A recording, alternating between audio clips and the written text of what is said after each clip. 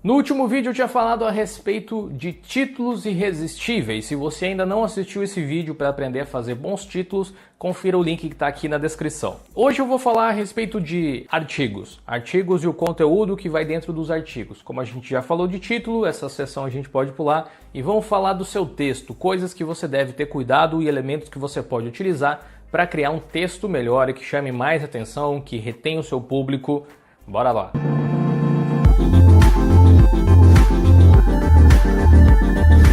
Como são muitos elementos, eu fiz algumas anotações aqui para você saber escrever artigos de alta qualidade. Por exemplo, uma das coisas que você deve ter cuidado, porque apesar do Google hoje em dia ser um buscador de intenções, palavras-chave ainda são levadas em consideração, especialmente quando as pessoas fazem buscas específicas. Então, para melhorar a indexação do seu material, procure utilizar palavras-chave também, porque o Google pode agir de uma forma hoje, agir de outra forma amanhã. Então é bom que você esteja sempre ligado sobre as métricas de busca que a empresa traz aí para os seus clientes. Para isso, eu sugiro que você utilize o Google Trends e o Google Keyword Planner. São duas ferramentas gratuitas da Google que você pode utilizar. Se eu não me engano, o Keyword Planner você só consegue utilizar se você tiver uma conta no Google AdWords. É grátis para criar lá, você não precisa anunciar necessariamente, a AdWords é a plataforma de anúncios da Google, mas lá você consegue fazer análises de palavras-chave e ver a recorrência delas ou quantas pessoas estão pagando por palavra-chave, por exemplo, para você saber quais você deve tentar indexar aí no seu material. Mas é claro que tem que ter a ver com o conteúdo que você está falando. Então essa é a lição número 1. Planeje palavras-chave e espalhe elas ao longo do seu texto, especialmente nos subtítulos. Lição número 2. Seja generoso, seja, enfim, proativo, compartilhe o seu conhecimento. Tem muitas pessoas que escrevem as coisas pela metade, né? Vão explicar como se faz alguma coisa ou explicar como algo funciona e retém algumas informações com medo de que os outros saibam de tudo, saibam mais do que você daqui a pouco. Mas se você fizer isso, você vai estar desperdiçando uma arma muito poderosa que você pode ter a seu favor. Seja generoso, resolva o problema das pessoas e você vai ver que os seus seguidores vão continuar acessando o blog porque você ajuda a resolver os problemas que eles têm. Seja essa pessoa ao invés de ser o limitador. As pessoas vão saber reconhecer isso ao longo do tempo. Em outras palavras, compartilhe coisas que são realmente úteis. Use isso, pense nisso. O que eu estou escrevendo aqui é útil para alguém? Para quem que é útil? O que eu poderia fazer para deixar isso mais útil, para deixar isso mais completo? Escreva artigos completos, se eles ficarem gigantescos demais a ponto de parecer um mini livro, separe em 2, 3 artigos, faça uma série de repente no seu blog. Assim você já vai ter um material e muitas vezes a criação de uma série faz com que as pessoas voltem justamente para acompanhar o restante do conteúdo. Procure atrair as pessoas certas e falar com as pessoas certas. Provavelmente o seu blog tem um nicho específico, o seu texto tem como público-alvo um tipo de pessoa específico, vamos dizer, uma profissão ou um segmento de mercado realmente. E nesse segmento, provavelmente existem várias palavras que as pessoas que não são desse meio não vão entender muito bem.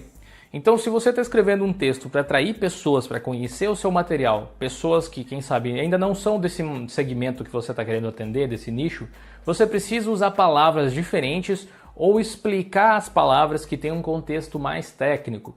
Agora, se você já está escrevendo o texto para as pessoas que têm esse conhecimento técnico, você pode se dar o luxo de falar alguns palavrões aí que fazem parte do seu nicho de mercado. Como eu trabalho muito com tecnologia e informática, se eu quiser falar com pessoas que estão de fora desse universo, eu preciso traduzir, digamos assim, certas coisas para que as pessoas entendam. Por exemplo, eu posso falar a mesma coisa de formas diferentes. Se eu estou dando dicas, por exemplo, de como comprar um bom smartphone, eu vou falar a respeito de memória, armazenamento e coisas assim, eu vou ter que fazer pequenas explicações. Procure um smartphone que tenha, sei lá, vamos supor aqui, 32 GB de armazenamento. Assim você vai poder salvar suas fotos, seus vídeos, o material que você receber no WhatsApp, tudo ali. E a memória que tem no celular, a memória RAM, ela é responsável pela quantidade de aplicativos que você consegue abrir simultaneamente. É isso que você precisa saber na hora de comprar o smartphone. Mas se eu estiver dando essa mesma dica para um público técnico, eu posso simplesmente dizer: compre um smartphone com 32 GB de armazenamento e 4 GB de RAM, porque assim você vai ter o que você espera. Muito provavelmente, eu não preciso dar muitas explicações, o texto pode fluir para outra coisa e tirar uma dúvida um pouco mais útil para essa galera aí que já manja do assunto, entendeu? Você pode traduzir as coisas e não tem nada de errado em você falar para as pessoas entenderem. Não tente parecer super sabichão ou alguma coisa do tipo, usar palavras complicadas e coisas assim.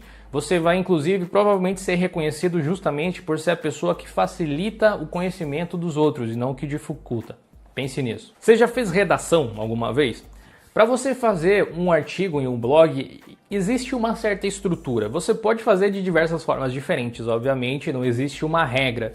Mas convenhamos, quando você tem um título bom, igual o que a gente discutiu num vídeo anterior, e você tem um texto dividido em introdução, desenvolvimento e alguma conclusão, fica muito mais simples de você entrar nesse artigo, alguém que for entrar nesse artigo entrar ali, entender o conceito do porquê que você está escrevendo isso e quais são os problemas, entender a resolução deles e por que isso foi resolvido dessa forma. Será que você consegue fazer isso? Será que seu texto tem introdução, desenvolvimento e conclusão? Eu diria que você consegue seguir a mesma regra das dissertações que a gente tinha na escola. Eu sinceramente eu não sei se hoje em dia colocar alguma regra nova em relação a isso. Mas eu lembro que os meus professores me ensinavam você deve fazer pelo menos um parágrafo de introdução, 2 parágrafos de desenvolvimento e 1 parágrafo de conclusão nessas exatas proporções. Então, se eu tiver 2 parágrafos de introdução, eu vou ter 4 de desenvolvimento e 2 parágrafos de conclusão, não obrigatoriamente, mas é uma forma de você estruturar o seu texto. Veja se a sua história tem começo, meio e fim. A próxima dica é a respeito de elementos que você pode utilizar no seu texto. Bem-vindo à internet, você não precisa só escrever. Você pode usar elementos para compor o que você está sentindo e você pode usar elementos para explicar melhor o que você está querendo explicar. E um texto rico, ele tende a segurar o público por mais tempo. Uma dica que é completamente aleatória e funciona muito bem são curiosidades. Provavelmente esse ramo, esse assunto que você está estudando, tem muitas curiosidades diferentes. E você pode conseguir criar sessões de curiosidades. Por exemplo, entre um parágrafo e outro, você pode colocar assim, curiosidade, você sabia que isso e aquilo? Esse tipo de informação faz com que o conteúdo fique mais rico. E o interessante, dentro dessa curiosidade, você pode fazer um link interno para outro artigo do seu blog, muitas vezes, se você for inteligente e fazer essa linkagem.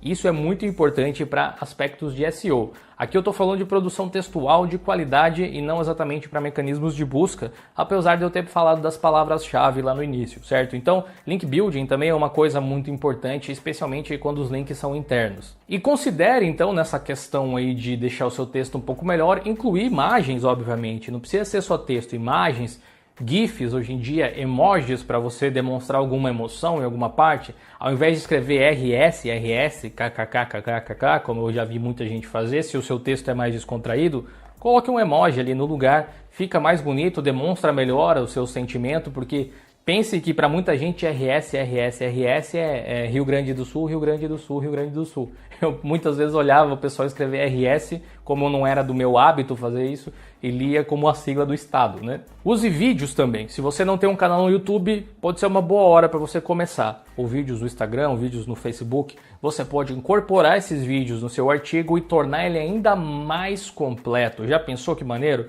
Todo um texto explicando um assunto e mais um vídeo ainda. É para deixar qualquer leitor apaixonado de resolver o problema. Se ele não tiver paciência para ler o seu texto, que acontece muito, infelizmente, ele vai ter o seu vídeo ali, pelo menos. E às vezes ele vai fazer os dois. Mas olha só que interessante, quando a pessoa assiste um vídeo dentro de uma página em um site, a retenção de público aumenta, porque ele passa mais tempo dentro do seu site. Quanto mais tempo as pessoas passam dentro do seu site, mais o Google entende que o seu conteúdo é relevante, afinal, as pessoas estão gastando tempo ali. E quando as pessoas saem desse artigo para outro artigo do seu blog, melhor ainda, que aí você não tem aquela taxa de rejeição, que é a pessoa entrar e sair pela mesma página. Ela entrou no seu site e já saiu para outro, muitas vezes pesquisando o mesmo termo, o que é pior porque o seu assunto o seu conteúdo não resolveu o problema dela. Essas são algumas dicas importantes para você aí que está fazendo produção textual. Eu espero que o vídeo tenha te ajudado. Se ele te ajudou de alguma forma, comente aí embaixo. Deixe o seu like que é rapidinho e ajuda pra caramba. E também compartilhe para outras pessoas que estão produzindo conteúdo por aí. Seja a galera que está produzindo vídeo, que tem um blog, seja quem quer ter um blog e está querendo dar uma melhorada já no conteúdo, né? Quem já tem um blog ou algo do tipo. Até o próximo vídeo, um grande abraço, valeu e falou!